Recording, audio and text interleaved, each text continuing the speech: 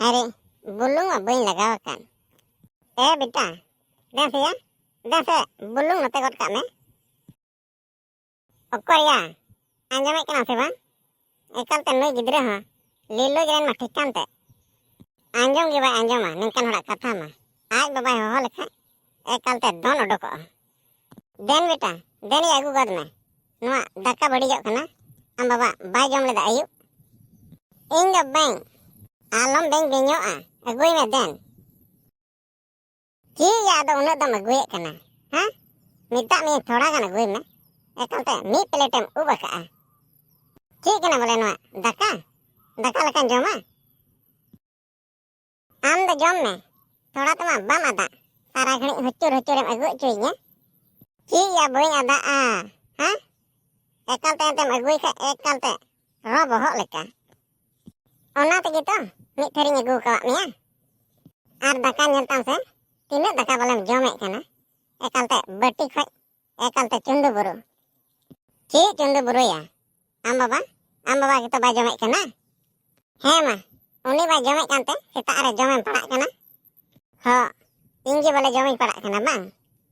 इसिन कतनी पोखाय Ben खा आम बोले धचरम उदुइन कना इन दादा चे में गेर दिन कना गो हां की कोटे रंगाव को एकालते इंगे बोले सेता खय अड़िस कन्या मी बटी दकान सुर कावना जम में से की चम बकड़ कान इन बाबा हे लेन खा एकाले एगर मिया हा की बोले एगरnya हां नई दन लई कार गे बिना कमिटी के बोले सेता खय दका जमे कना केडा मोयम तीर का दो रु सपा हजू में आमो स्कूलम चला हने हन दका दहो का मिया बन जमे गरिया दका दम चीत दका हम जमेया हां चिल्ली का नाम बोले साहेब ई गेट के दो नते दा से बम अरुब दाड़े आर दका बोले बचा बड़ाई कना बन चला तबे एगरियम की yang एगर केट मिया एवड़ी तगी बोले एगर मिता कना नवा दो हां मोय मते मिता मिया अरुब हिजू में दाका जम में हंडे दहो का मिया नुई दो चीत दका बोले जमे कना सेता रे चीत दका बोले सुर कावना सेता भोर रे हां कमी सुत के तेम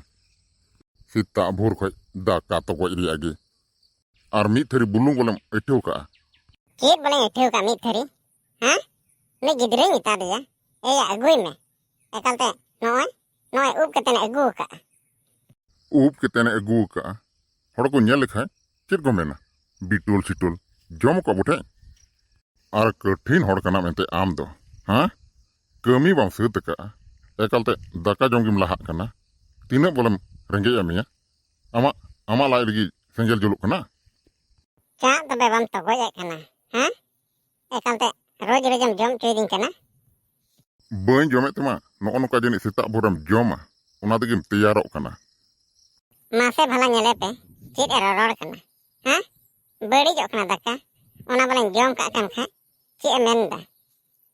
हड़ दो चीत एम लई को कना हां बाको नेले मिया सेता भोरम जो जम कना ओना तगी दाका दो एकालते बेला कतेनम इसीना आमाम जम ठीक का जाते बोले उनका दम रोड़े कान लाजा मिना तमा से बनु तमा तीसो बोले देरी ते इसीन का हां गेटा बांसेटा एम रोड़े कना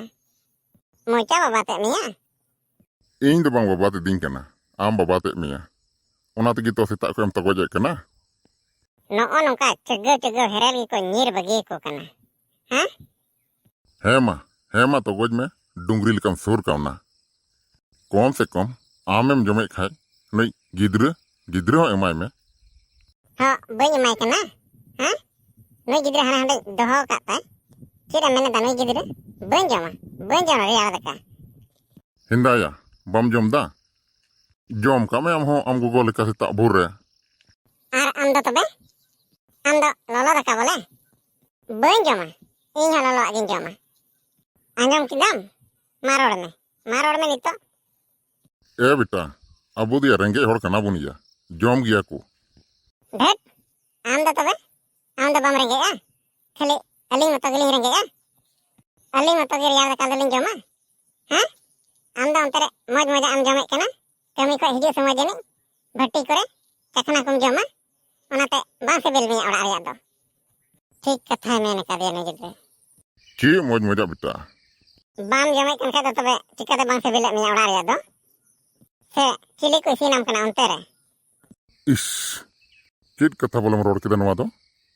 अडी आटे मिक्यो किदा हां